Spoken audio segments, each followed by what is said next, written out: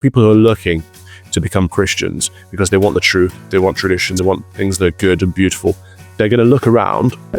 The first place they're going to see is the Church of England. Then they're going to see trans clergymen. They're going to see openly gay blessings. Calvin, please. There's nothing I like more than a trans clergyman. So please don't trigger me. Blue hair, dykes here, liberal trannies there. They're not going to see anything different to what they see in the world.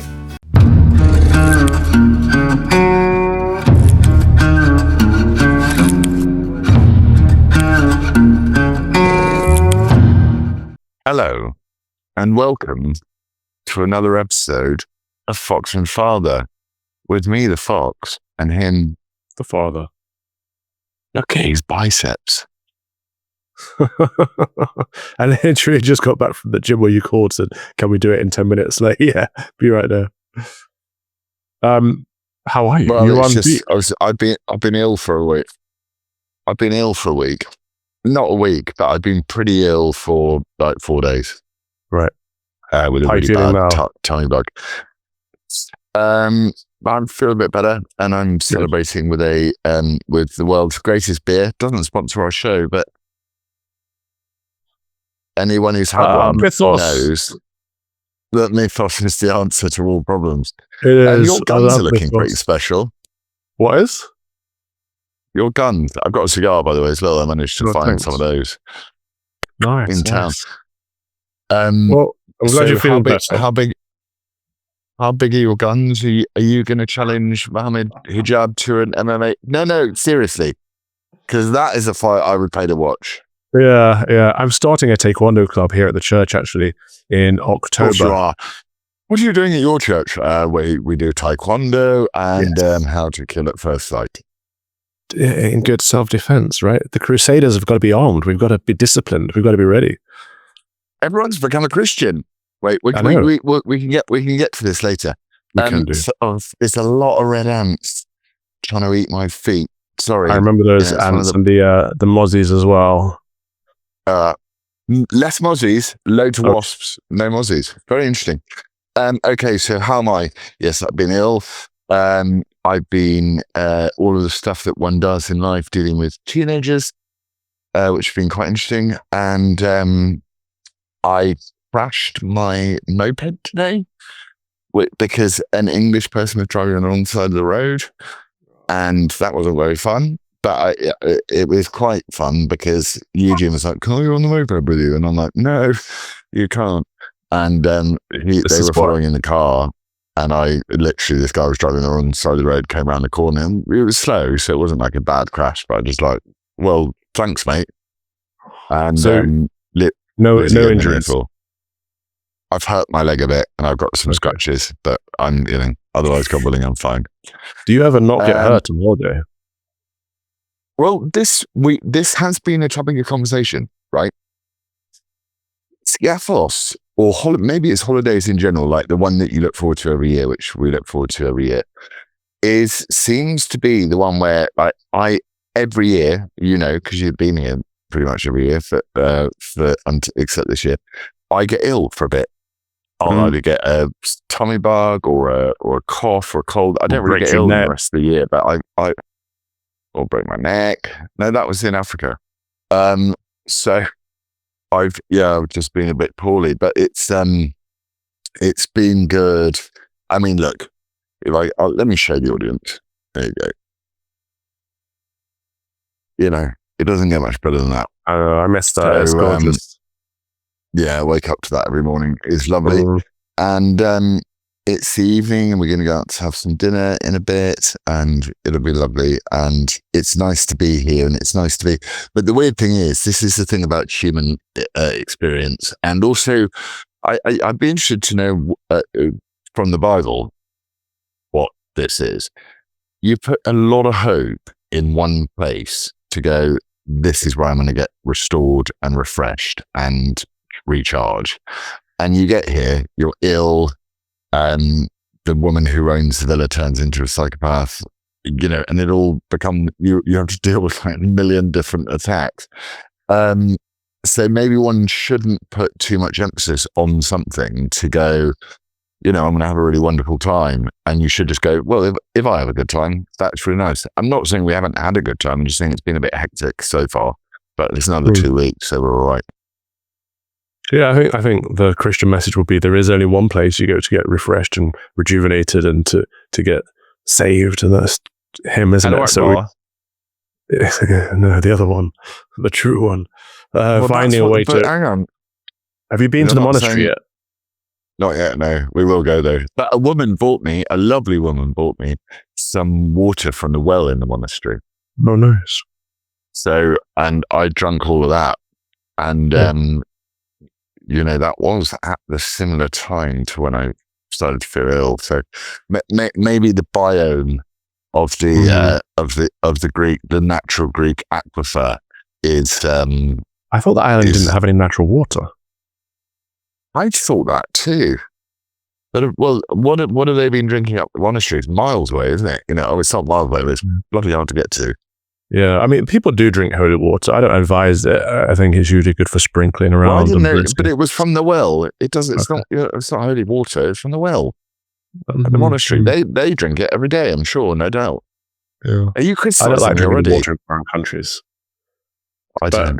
It's not done me any good. No, but yeah, the point is, I think we put a lot of expectations and hopes into a place, into a time, or into a person, when actually there's only one place, time, and person we can put all our hopes into, and that's Him. And so, trying to find a way to connect with Jesus when we need respite is the best thing to do. That doesn't diminish the idea of a holiday. Holidays are important, or vacations as they call them out here are important. And I do miss that little island. Seeing it there, I'm a little bit jealous. I miss being on holiday with you because, you sit in the morning and I'll come and find you sat outside, either reading your Bible or whatever, and you're just chilling. I'd be like, morning. You're like, morning. I'd be like, what do you want to do today? And you're like, I'm easy. Go to the beach. I'd be like, yeah. And we have an 8-word relationship on a holiday. It's like, do you fancy dinner? Yeah. Let's go and get some food. Yeah. Good. I think our lives are so chaotic. I was thinking about this the other day. There's those diagrams you see: good chaos, good order, evil order. I think you are good chaos, right? But our lives in general are chaotic, and it's like one thing after the other. It's high profile stuff. It's big stuff. And it's constant. Your legal battles and this, that, and the other that a lot of ordinary people don't go through. And so on holiday mode, it's good to just go and just let all of that go, because you can't hold on to that forever. So your immune system then goes, oh, look, he's relaxing. Let's get him something.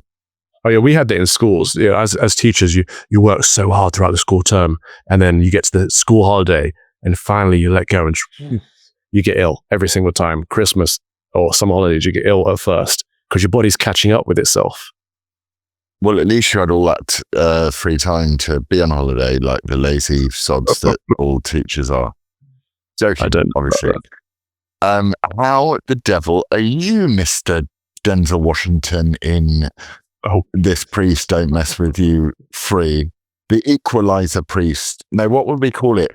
It would actually be called The Priest. And Denzel would play you, but his guns wouldn't be as good as yours. I've got a long way to go, but thank you. Yeah, Denzel is the best actor, though, isn't he? He's fantastic. I love him. I'm good. I'm all right. I've got a wedding this afternoon, so I can't stay too long, but looking forward to that. We had a wedding rehearsal yesterday and a party afterwards. I've had a good week. I went fishing on Monday with with a parishioner and his friend. And we went on the Great Lakes. We went on Lake Michigan. So that's my first time properly fishing. Out there, it's choppy. Lake trout. No, salmon, mostly king salmon. King salmon? They're massive. Oh yeah. The fish were like this. You should have seen it. It was amazing. We caught 15 of them, so the legal limit 5 each, and we had those filleted and took them back straight afterwards, which is nice. But that was an experience. So I've done little pond fishing recently, and so to go out on the lakes on the choppy water at 4:30 in the morning. And properly have to, it's hard work, chugging those great big fish in. It was great fun, great camaraderie. I recommend it. I love that. You've got the best life. It's not fair Life as a Midwest. with your biceps. I did biceps. I've been doing like press ups every day. Good. I was trying to work out whether my like training since January has improved my water skiing, and yeah, it turns out that I'm old, so I'm fighting a losing battle against my body. So I've been training since January 3 times a week, and I get pulled up on that boat. It's good that I can do it, and it's good that I can, but it's like that in a lot of pain. Tomorrow I'll wake up in a lot of pain. What I don't understand is like, as soon as you get there, you do all this crazy extreme stuff, and then you've got to live with the pain for the rest of the trip. Like, why don't you just get acclimatized first, have a rest first? Well, I'm acclimatizing back to the truth. Mythos, the myth. I think that means myth, doesn't it? At least you're on mythos and not, probably, and not that horrible, what's that anisey wine that, Ritzina, don't knock Ritzina. Oh, Ritzina. I'm cancelling this call now. How dare you? Don't you dare. Time wine. Oh, I've never tasted anything like it. Do you know what I love about Greece before we get on stuff? Yeah. Cash points everywhere on this island. Everywhere. So every supermarket has a cash point. Or wherever you stop, there's cash point. So everyone deals in cash. Yeah, cash is king. And when losers will lose it. When we had offices in London, as as part of the How to Stir Up Trouble organization, otherwise known as the Plane Party, I used to say, "Can you go and get me some cash?" to my assistant, and she would go, "They've closed like 2 of the cash points, so she got to walk further and further and further just to get cash." Whereas here they put more and more cash points, so everyone's walking around with euros in their pocket, and all transactions are very transactional. So it's like you think, less government. Cash is king is less government for me. Yeah, it's been systematic. Good. They've been closing them on purpose. They've been closing branches. They've been closing cash points. They're making it more and more difficult for people to get cash. And so people who rely on it, such as the elderly and the vulnerable, they're stuck. It's not very accessible to make everything digital and everything online. What do you mean the elderly and the vulnerable? So because they there's a digital divide. So for you and I was going to say for you and I, it's easy to just sign in and stuff. It's not always easy for you and I to just sign in on stuff, is it? To register for everything, to sign up, to use everything electronically. It is difficult for elderly people. And so there's that divide of people. Some people aren't even online still. Some people don't have Wi-Fi, nor should they have to. And so to move like all your statements online, to move your banking online, to move your credit card online, and to get rid of access to cash, it means that there's a whole demographic of people that can't really transact. That's really interesting. So it's kind of like, instead of making an Islamophobia law, they should make a digitalophobia law. Like to draw out the core reasons as to why old people are crap at computers. I mean, my dad's pretty good on his phone, to be fair, but that's actually much more pressing than Islamophobia, I would say. Well, we've been talking about it for a while. Like, it's one thing that we've been lobbying the government for a long time about the digital divide and trying to help people who don't have access to this stuff, either give them another option or help them get online. But I don't think everyone should be forced to be online in the first place. I think we need less internet, actually, and everything is going digital now. It means it's easier to track, easier to control. Like, the social credit system is a threat. They're pushing digital ID now in the UK, aren't they? Saying, it's cumbersome getting your ID out, fumbling. This is the advert, isn't it? Fumbling all over trying to find your ID card. Just use your mobile app. Like, come on, we can see through that nonsense. This is the Tony Blair. Lizzie is minutes away from going back to an old Nokia. But I'm like, you still do Instagram, love, and you do tweet and stuff. So how do you do that on an old Nokia? But anyway, I love the idea. Okay. If I had the discipline, I would. I'm too addicted to my social media and my things like Google Maps, and I don't know how I navigate the world without my smartphone. I'm too used to it. I love the idea of people going back to the dumb phones. Well, let's get on to your social media. So I noticed that you've been, are you a priest or something? You've started tweeting about the fact that there are more Christians in the 18 to 24-year-old range, Catholics in this particular survey, which is a YouGov survey, I think, saying that there are triple or quadruple the number of Catholics, whatever the word is, converted Catholics in the 18 to 24-year-old demographic than ever before. I just bit my another fucking red ant. Sorry, God, for swearing. But what do you make of that? So we've been saying anecdotally for a while that young people are returning to the faith. Young people are looking for tradition. Young people are reacting to degeneracy, debauchery, and indecency of the world around them. But now we've got a bit of data behind that as well.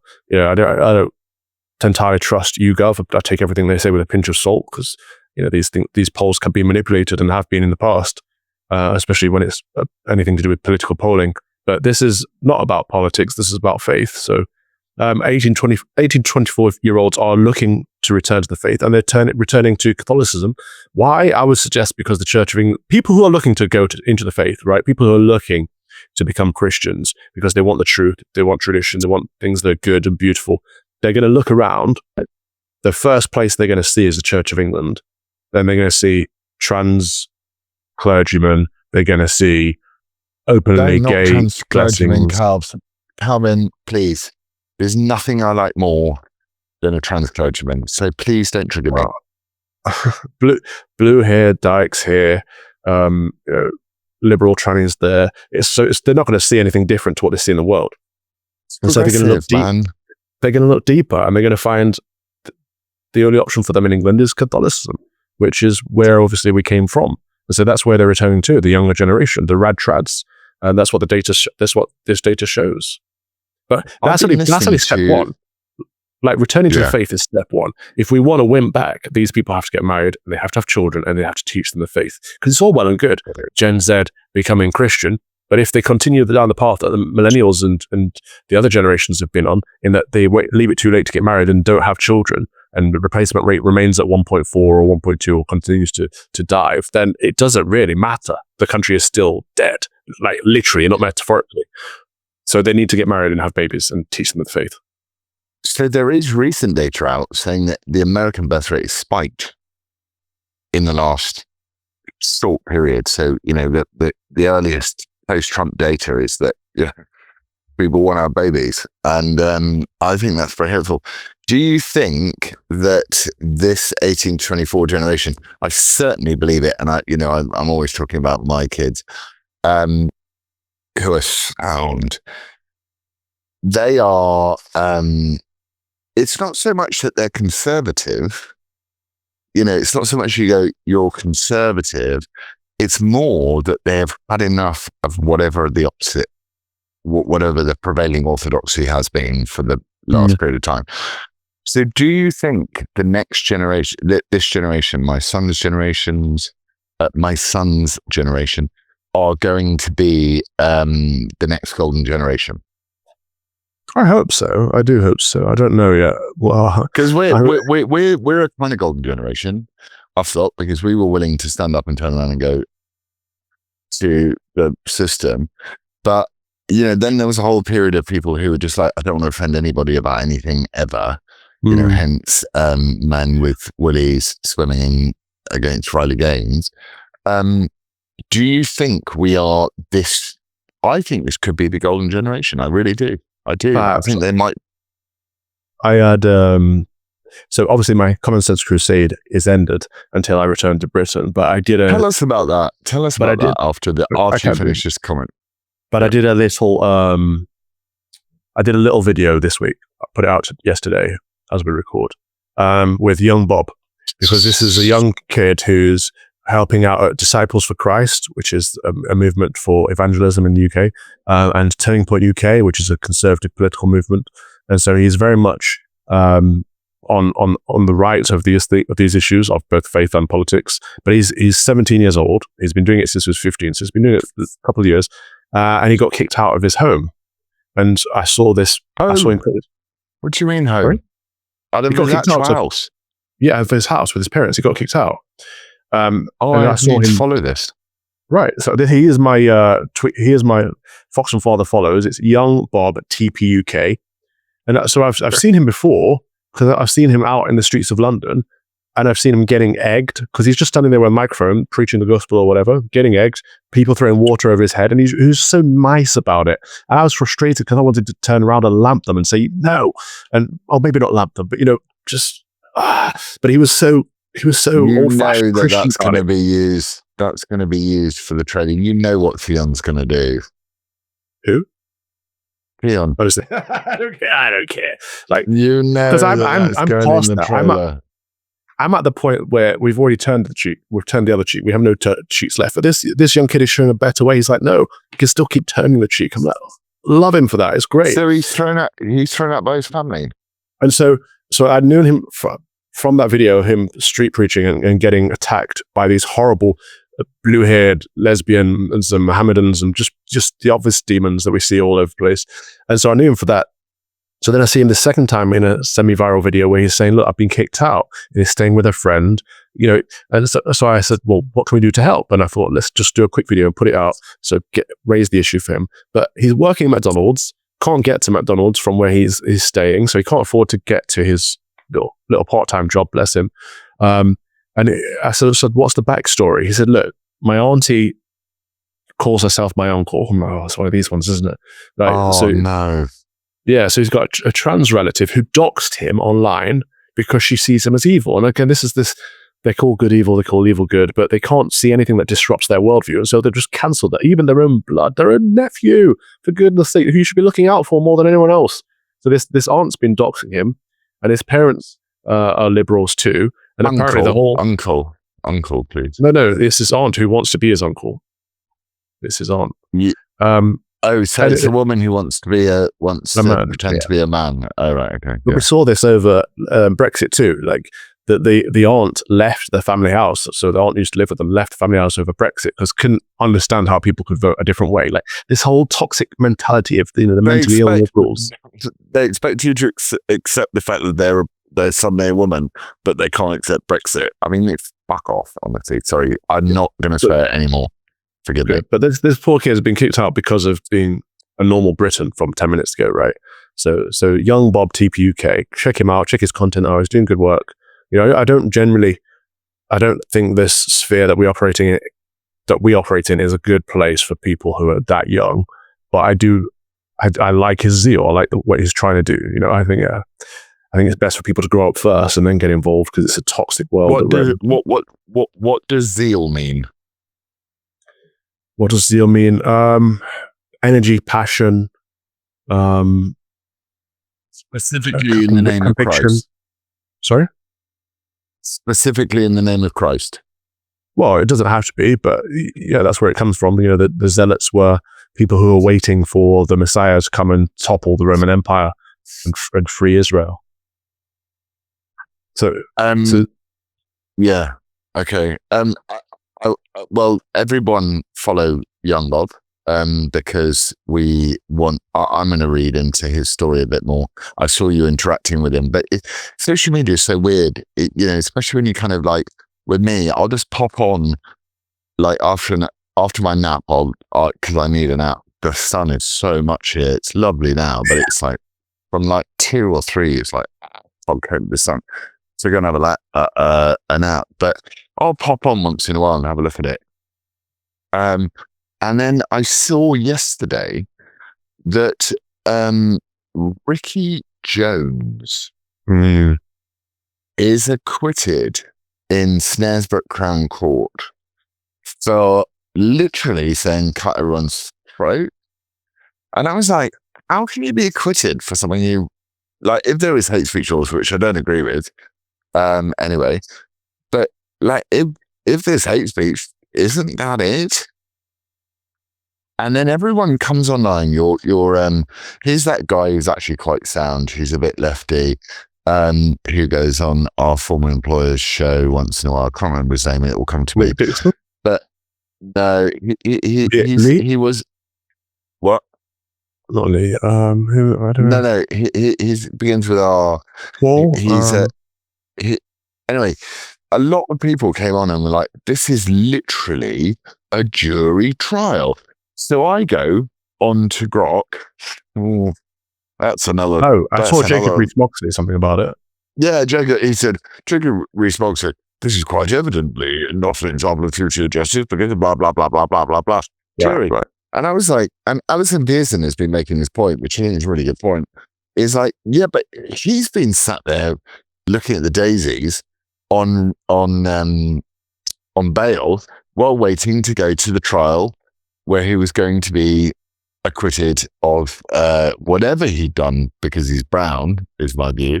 And Lucy Connolly didn't have that option.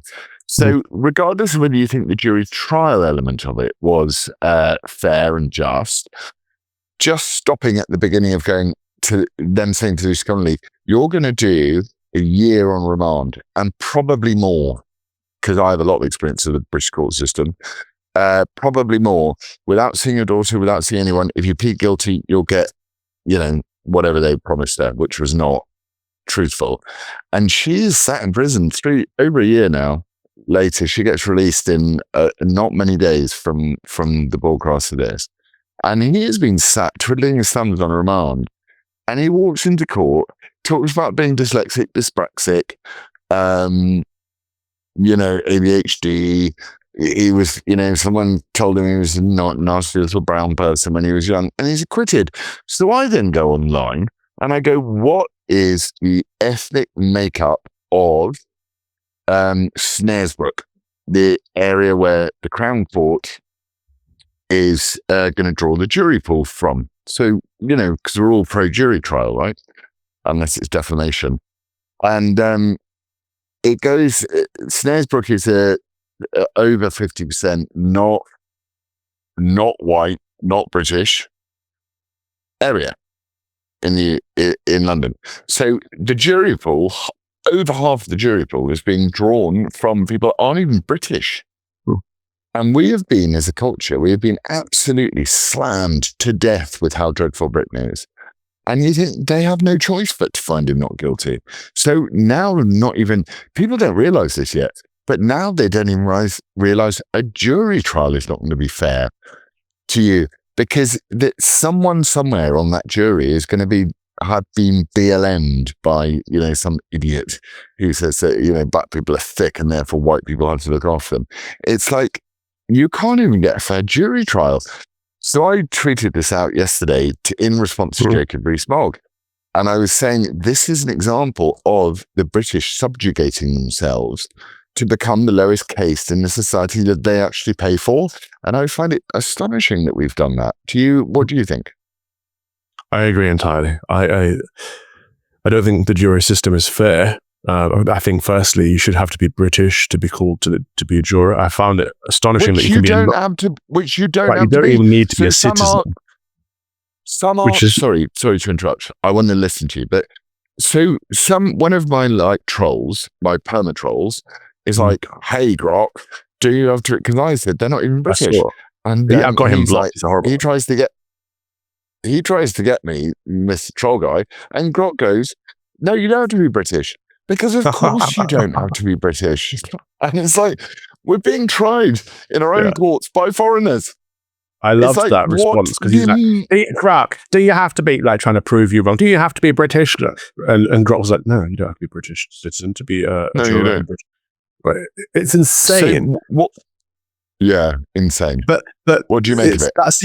That's even further down the line than the problem. So yes, you should have to be British to be a British juror in a British judicial system, because you're deciding on whether Brits are guilty or innocent of breaking British law. It's insane to say otherwise. But we don't even have a right to a jury of our peers, right? Our peers are clearly British people, not foreign people. And people's heckles get up at the word foreign even these days. But that's what I'm talking about, literally. Foreign people being jurors in British land. But we don't even have a right to a jury trial, never mind a right to a jury of our peers. I didn't realize this, but because it was a Magna Carta, it was a common law thing that we should have a right to a jury trial. But we don't have that in British law. It's not codified anywhere. And I think you had a problem with that at one point, didn't you, when you wanted a jury trial? They said no. But I did over the. Sorry to interrupt. No, I did over the. Right. So the 2013 Defamation Act says remove juries from defamation trials, which you would have thought when you're dealing with someone's reputation, that you actually do need your reputation to be judged by a jury of your peers. But in this instance, Ricky Jones has pled everything. He said, I'm learning to say, but it doesn't take And what does away. any of that If have to do my with it kid either? came to me, if my kid was recorded on a film at school going, we need to cut all their throats, right? And the school turned around to me and said, we've got a video of your kid, it's disturbing, what do we do? I'm like, expel him. Get him expelled. And but this sort of luxury belief excuse culture that we live in is very concerning, because he's going to get off and I'm going to walk into court in March, right? Charged with much lesser crime, with the Crown Prosecution Service looking to put me in prison for 4 years. So we can't trust the legal system anymore. He said we need to cut all their throats. We need to cut all their throats and get rid of them all. That's clearly encouraging violent behavior. Now he's been found not guilty of encouraging violent behavior. It's incitement to murder. But we used to have a system where it's all I'm not guilty, that they are considered innocent. And so our conversations would be, no, he's an innocent man, he's been found innocent. But I don't trust the judicial system anymore. I do believe him to be guilty. I can see it with my own, I can hear it with my own ears. I can see him say it. And so if I can see with my own eyes, and I'm told by the state to not believe what I see with my own eyes, I'm quite literally living through 1984. Yeah, ignore the evidence of your eyes and ears. It was the last and most crucial command. It's to me, and anyone who pipes up about it, and then you get Dan Hodges, who is such a staunch defender of Israel and all this sort of stuff, and you're like, well, okay, so you're expecting us to go, whatever Israel does is completely lawful because it's totally fine, and we can kill a load of Palestinian people, and it's totally fine because Israel is some special little thing on the side. And I'm very pro-Israel, by the way, so I'm not criticizing Israel. But then to turn around and go, well, hang on a minute, and Jacob Rees-Mogg, all of them paid off by the establishment to try and wreak this havoc, which is like, well, he was tried by a jury of his peers, and the jury of his peers acquitted him. And I'm like, the jury of his peers wasn't even British. Yeah, so they weren't his peers. Help me. I don't understand all this stuff. They're foreigners. And I don't understand all the stuff about him being dyslexic or ADHD or whatever. It's like, he's an elected I'm going official. for all the tests. I'm going for all the tests. But he's a councillor. He's elected. He was an elected Labour councillor, so he has to be held to account. Like he's in a position of authority where if he says something like we need to cut all their throats and get rid of them all, then he should be held accountable for that. And for him not to be so, just runs roughshod over the whole system. So it's fine for us to say, because he's been acquitted of it, it's fine now for us to say we need to cut all their throats and get rid of them all on whatever group we want to talk about. And that ends badly, doesn't it? And it does end quite badly. A Christian wouldn't say that.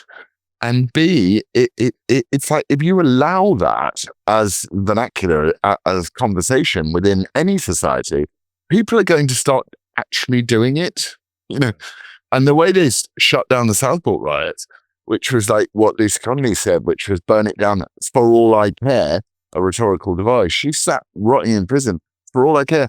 Her crime is insignificant compared to his crime. And the only conclusion I can come to is that he was tried by a jury of foreigners. Snaresbrook is 51% non-white British. But you're right to point out that the problem was even before the jury found him guilty or not guilty, because they're getting taught to plead guilty. Lucy Connolly should not have pled guilty. And anyone watching this, if you're ever arrested for tweeting or Facebook comments, don't plead guilty, for goodness sake. Yeah. Whatever they pretend to promise you. She was found guilty of publishing material intending to stir up racial hatred. Now, her intention wasn't to stir up racial hatred. She was clearly frustrated after some British girls had been killed and put that frustration out in words on social media. By an Islamist terrorist, yeah. Yeah, so she shouldn't be in prison. I believe her to be innocent and I believe him to be guilty. Yet she's in prison and he is not. Okay, I've got a question for you. Do you think that Do you think that it's starting to, I've obviously been much more optimistic than you in recent weeks, but I have a feeling, and I really do, that the lies aren't working anymore at all.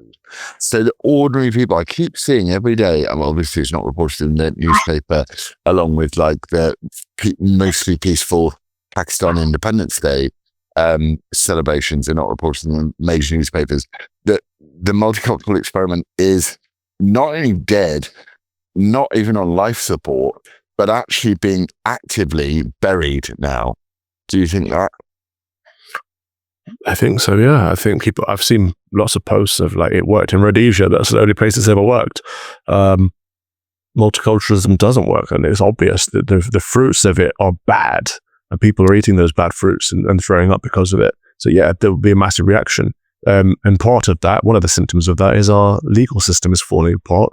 The judiciary makes no sense. We have a two-tiered system, whether people want to admit it or not. Like, Jacob Rees-Mogg is technically right in what he said, but it doesn't change the fact that an innocent woman is in prison and a guilty man is free. So there is clearly two-tiered system going on. The legalities of it aren't the issue. It's the culture of it that's the problem.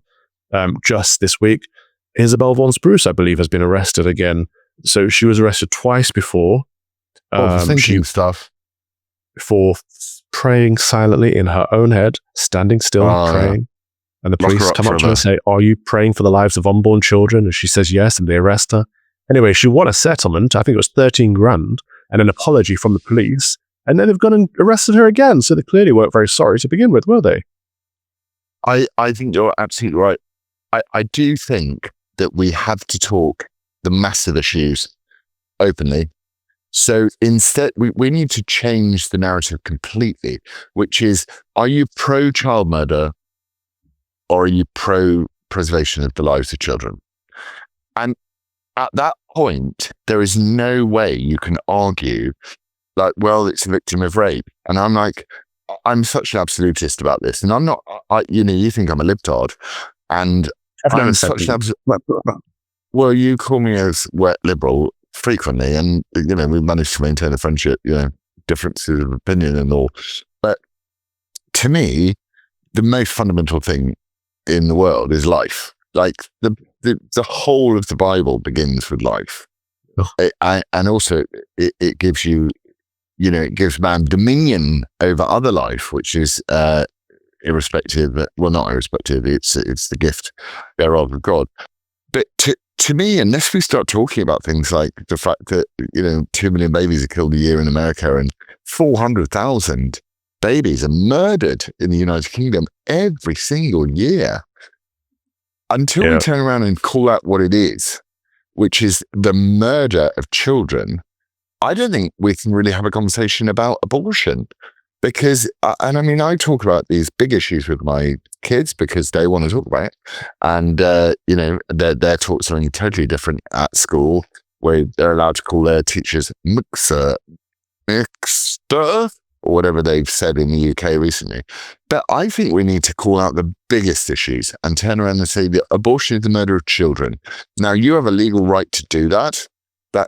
So therefore, you're not going to be punished for murdering your child in the United Kingdom. But I think that those of us who are on the non-legislative side should be able to turn around and go, you're still a child murderer. I don't care whether it's legal or not. You're killing children. It's disgusting. And I hope that when you face your final judgment, that you will realize that. And I have these sort of backs and forth with my youngest, especially, who's sort of going through, well, it's kind of cells and all that sort of stuff. And I go, yeah, but whose cells are they? Whose cells? Are they the mum's cells? Are they the dad's cells? Whose cells are they? And we agree, because you have to, because biology dictates it, that these cells are separate cells from both the mother and the father. So therefore, whether it's kind of cells or not, you're murdering it. So I don't think you can have abortion law where beyond conception. I think heartbeat laws are absolutely on. And I've been there. So I've been to that place. I don't believe you can kill anybody, which is a problem for Christians generally, because there's a few people I quite like to, Yeah, I mean, abortion is the killing of one's offspring. And, the word fetus is just a word for offspring. We're killing off our unborn children, quite literally. And there are so many euphemisms around it. So I think you're right that we need to face it head on and be more blunt with our language and say, oh, you're going to kill your child, are you? Why is that? And until we get all the laws changed that you can no longer kill your children. I put out a Substack piece on this a couple of weeks ago, and it's been picked up by Campaign Life Coalition this week. And they've put out some social media about it, because I discovered that add up all the wars, all the famines, all the genocides, all the plagues throughout the entirety of human history, documented human history, add them all up, and women have killed more humans through abortion than men have ever killed through any of those things. Just imagine that. Sorry, ladies. But not on a small scale, 3 times more. Women have killed 3 times more human beings through abortion than men have ever killed in war, pestilence, famine, plague, etc. And what's her name? Was it Margaret Sanger? Margaret Sanger, yeah, Planned Parenthood. Who was the one that instigated Planned Parenthood, and she even openly admitted that it was to get rid of the babies that they didn't want. The undesirables, which were the undesirables, which were the eugenics, which is why there's Planned Parenthood in every black neighborhood, and people still think it's a good thing, or it's childcare, or it's health. What do you think of Trump federalizing the DC police department, turning around and going, "We ain't doing this. Sorry, this place is a shithole, and we're not doing this anymore." Yeah, I mean, well, DC's clearly been lying about their stats. I saw a good piece on this recently where a woman was looking into her own crime incident where she'd been abused, and nope, didn't happen, not in the data. And so they've been hiding things for who knows how long they've been doing that. Something needed to be done about it. I'm not sure the finer details of federalizing police. I don't know how that works. It's all quite foreign to me, but there's certainly needs to be action. So I drove into London the other day. Yeah. Sadiq Khan has just tweeted today. He's gone, London's being voted the best city to go. He always does it. And this sort of AI thing is quite useful, because you can just say, so he promotes his article by an organization called Secret London. And I go into the AI and I'm like, does Sadiq Khan have links to Secret London? And I start asking it questions to find out. And it's like, obviously doing its bit. And it turns out that every single thing Sadiq Khan's ever done, Secret London agrees with, right?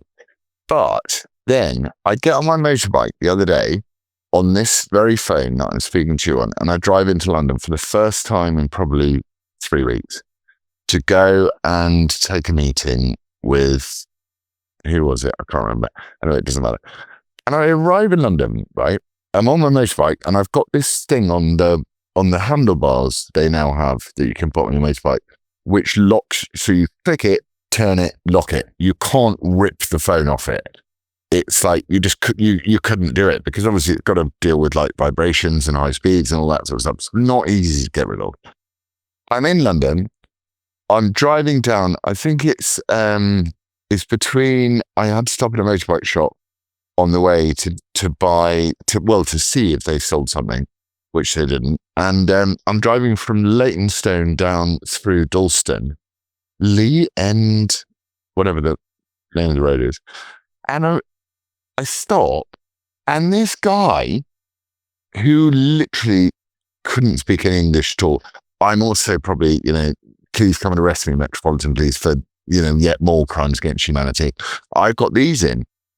So I'm listening to like hymns, I think. I was listening to requiems. And, because it keeps you calm. And I'm driving in, this guy comes right round me and starts screaming in my face and trying to grab my phone. And I'm like, what is going on? So he's trying to grab the phone off my bike, and I'm like swatting his hand away, going like this. And he's got his own phone jacked up into his head thing. He's got a face mask on, as you do. And he starts being really aggressive with me. And I'm on a big, heavy bike, and he's on a scooter. And what happens is I finally like just turn off my phone to listen to what he's saying. He's like, give me your phone or I'll kill you. And I'm like, well, I ain't having any of that. I don't want to be killed by you, pigeon English idiot. He's like, give me your phone. I kill you. And that was literally how it was coming out of his mouth. And I was like, okay, well, I'm just going to kind of drive off because you're on a bike. But he's on a scooter, which is much more maneuverable. So I was like, oh, I'm in trouble here. So I started banging on the windows of every car, going, call the police, call the police. He says he's going to kill me. And I was 1 minute away from this little bastard, sorry to, be rude, from stabbing me. I've been in London for 5 minutes. And this is why you need guns. Yeah, we do need guns. Everyone threatens your life like that. They shouldn't be the country in the first place, obviously. He was, with all due respect to him, he doesn't belong anywhere near Great Britain. This guy, he couldn't speak English properly. He was on a scooter, which he'd obviously got by all got means because he was trying to rob my phone. And Sadiq Khan was going, oh, London's so wonderful. It's a great place to be. It's like, no, it's not. I've been here for 10 minutes. There are women in bin bags everywhere to the point where I don't even realize what country I'm in. And now some arsehole's trying to mug me and rip my phone off my motorbike. And I just thought, you know what? I thank you, Lord, for allowing me and our family the privilege of living somewhere where these animals don't live. And when I say animals, I mean it, because that's what he's spending his day doing, is intimidating people and robbing them. Yeah. In the same way yeah, sorry, Colonel. Sorry. I keep seeing these liberal women posting, why are the far right saying that London's such a bad place? It's full of burglaries and robberies. I've only been robbed twice. What are you talking about? They're posting their own L's. London is such an awful place now that it's not safe for people to go out by themselves. Not even safe for fully grown men to be out there on motorcycles, for goodness sake. And I keep seeing those old memes of Iran in 1970 something, Iran now, Syria in 19 something, Syria now. And you show like they used to be civilized, they used to have a natural dress, their own national dress rather, and now they're all, as you call them, the bin bags, but with the letterbox size, and it's the same all around these Islamic countries. I'm waiting for the day that someone does that for Britain and says, London in 1970, London now, and the contrast, black and white. What I realised when I left the situation was I do own a pair of summer motorcycling gloves, and motorcycling gloves are padded. They're actually like solid Kevlar on these top knuckles. So if I'd thought of that at the time, when he got off his motorbike and fronted up to me, and I was like, no, I'm just going to bang on people's things. And then people started beeping their horns and things changed. And he got a bit spooked. But next time it happens, which invariably it will, I've got a piece of Kevlar on my knuckles. I'm going to knock your face with your open helmet, because you've got an open helmet, because, they do, with their face mask covering up everything. I'm going to knock you back through that wall, and it's not even going to hurt my knuckles, and I'll get arrested. I'll get arrested for ruining the diversity is our strength bullshit lie. And I'm literally, the next time someone comes up to me and starts harassing me and getting in my space, and I'm wearing those gloves, which have Kevlar from that knuckle to that knuckle, I'm going to put it straight through the head. And you wouldn't get up from that, even from little old me. You wouldn't get up from that. And that's what I will do, because I don't think, in the same way as I think one has to reclaim the idea of that abortion is the murder of children, you had to reclaim the idea that you can walk down the streets of your own capital city without being attacked by people. And if they want to play that game, what you do, my fear was he's got a knife on him, because, London is the knife crime capital of the UK. So, but I think I was wearing a leather jacket, so it would have been hard for him to get me with a knife. I think if I knocked 10 barrels of shite out of him, I think that would be a good lesson for him and his chums to know. I know you probably I don't know. You were talking earlier about turning one cheek and then the other cheek, but I do. Everyone has a right to self-defense. It's ridiculous that a guy can come up to you and say, "Give me a phone or I'll kill you." You don't have the right to self-defense. This is why in America, where you are, they're selling these what they call less lethal alternatives to firearms. So they're selling what's it called, armor or something, where you can really get someone at 60 feet and put them on the floor, but you're not going to kill them because people are too worried about being, in certain states in the US, they're too worried about being done for self-defense. It's like, hang on a minute, this person is literally pulled up in front of me, he's trying to grab my own property. I'm like, sorry, next time, mate, you're getting a piece of Kevlar in the face. So anyone who sees me, I drive around on a really distinctive BMW motorbike. If you stop me and you're one of those nasty little straight off the boat pigeon in English speaking hoodlums, you're going to get it dead in the face from me. Oh man. It depends where you are. I saw a video of a Canadian police chief saying, that if they're coming to burgle you, just leave your car keys somewhere near the back door. So if they do break in, that's all they're after, just your car. And then you see the police chief in Texas saying, if someone tried to break in your house, shoot them dead. Saves us time. In fact, we'll come and show you how to shoot your gun. The yin and the yang of it. But yes, the Second Amendment protects people in that way, that they have the right to bear arms, and so self-defense should be a right. Just as what were you saying about the Sixth? Yeah, because you sent me a message about the Sixth Amendment. Yeah, absolutely. The right to a jury of your peers in all cases. Which, again, we don't have any of them. We need a codified constitution. We do. Do you think that will ever happen? Nah. I don't think our country's got that much left. And it's not even about hope or faith. I have hope and faith in my Lord, right? But in my country, which I love, I don't see any evidence of it having much life left. Like the current prediction is that somewhere between 2050 and 2060, it would be predominantly non-white British. Like, time is running out for people to do something. I'm willing to help, and I want to see it, but I'm just not seeing it. There was a guy today who called someone a fake patriot. Oh look, hang on, we got questions. Go. Wait, she's done that. Viewer questions. Okay. There you go. Here's one for you. Would Jesus have stood silent watching Lucy Connolly get jailed? Don't think so, no.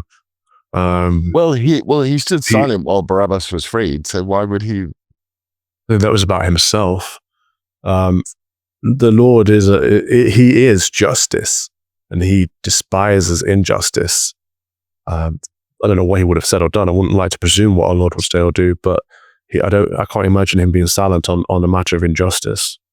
But it's not the Lucy Connolly case that's necessarily important. It's the idea that's important, that we have a right to free speech and we have a right to a fair and equal justice system. And if one person's in prison for tweeting something and the other person's free for saying something on film, then there's an imbalance there that needs to be addressed. But we only ever get true justice from Jesus. We never get true justice in this world, but we should be at least trying to have good justice. A man has tweeted. His name is. Oh God, not Adnan Hussein all the time. Saban Kadir. He's my Fox and Father follows for this year. So this week, he's at Saban Kadir, which is Qadir. Can't even put U there.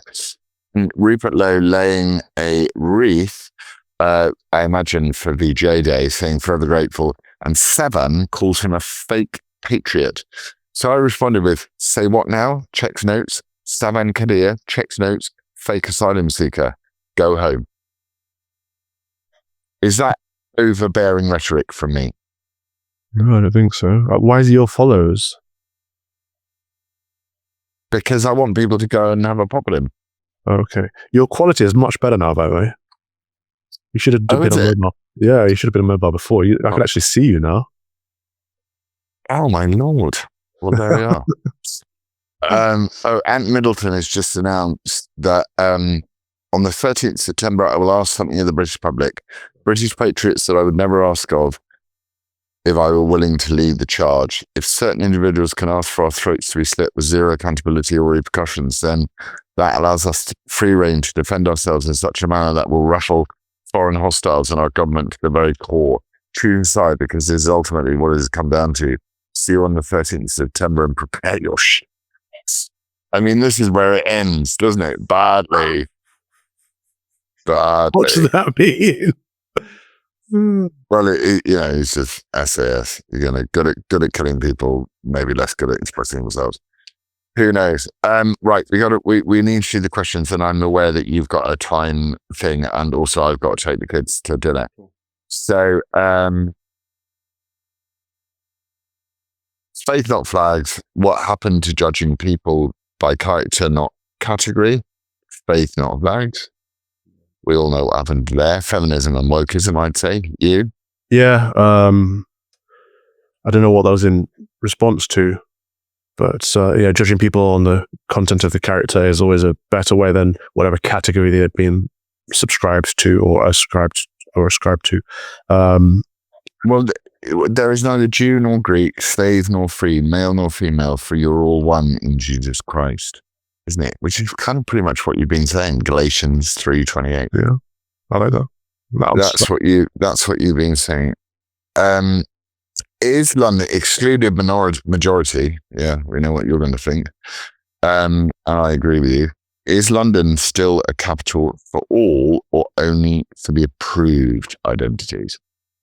There's a caste system idea that's coming in here.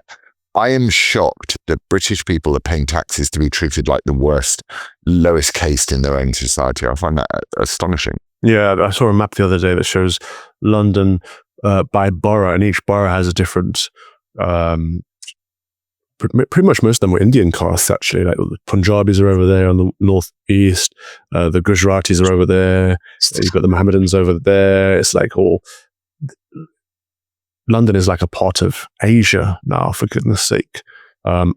White Britons are already in a minority in the capital city, so it's a sign of things to come in the rest of the cities. Some of them are already following suit. Is London still a capital for all? I don't think so. I think it's a crime-ridden cesspit that needs... I was going to say needs a new mayor, but I'd say get rid of the metropolitan mayors anyway. Okay, so where they want to try me, in Croydon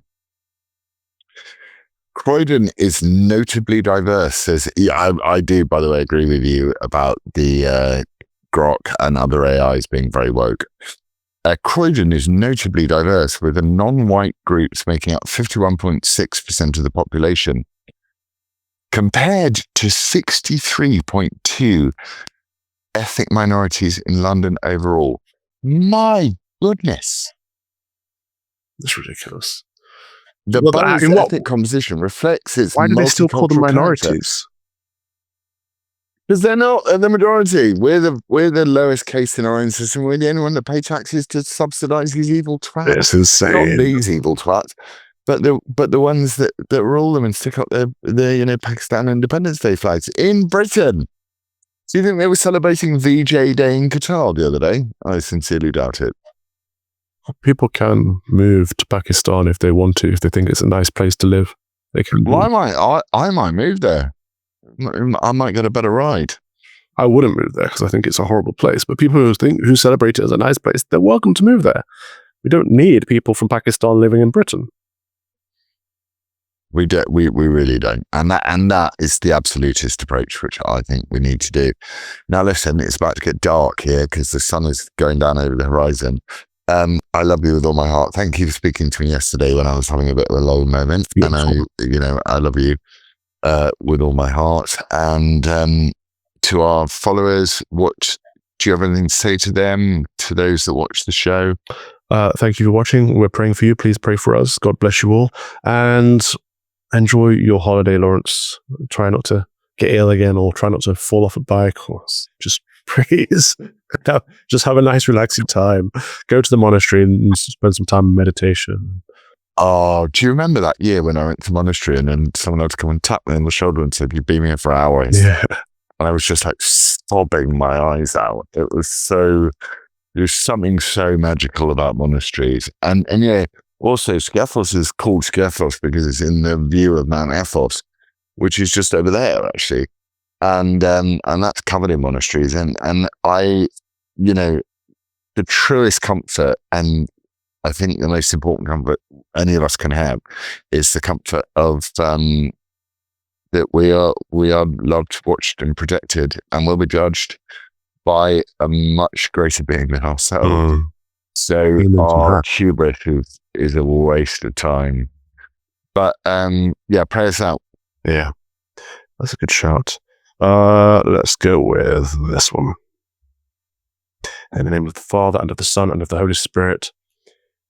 Grant, we beseech thee, O Lord God, that we, thy servants, may enjoy perpetual health of mind and body, and at the glorious intercession of the Blessed and ever Virgin Mary, may be delivered from present sadness, and may rejoice in continual gladness, through Jesus Christ, thy Son, our Lord, who liveth and reigneth with thee, in the unity of the Holy Spirit, ever one God, world without end.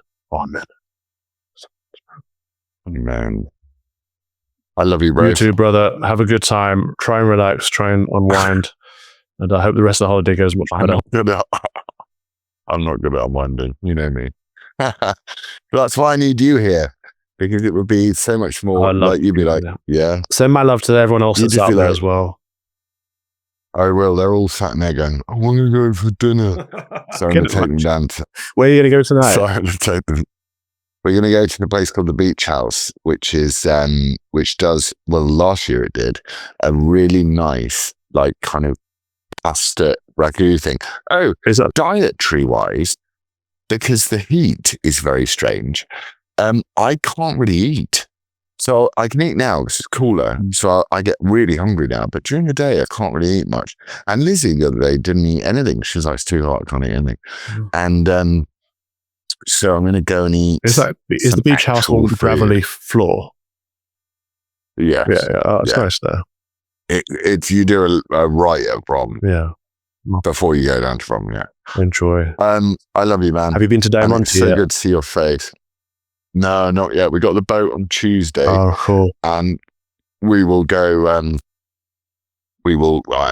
thank you for reminding me. We will book that. I missed it. That's the best bit. I missed being out in that boat. So it's so much fun. Anyway. So good. And also now I go to Skopelos as well. And around the corner, it's so lovely. Well, have a blessed time. But I love you. You too. See you soon. And God bless all our followers. And thank you for watching every week and listening to us break things down. I read some lovely comments last week about, how much they enjoyed the fact that we were disagreeing about stuff. And but respectfully and lovingly. And I think, it's okay to raise your voice in a room full of people you disagree with. And unless you do, you're not, you're missing an opportunity to be true to yourself. So God bless you. Amen. All right, bro. Cheers. Amen. Love you. Bye.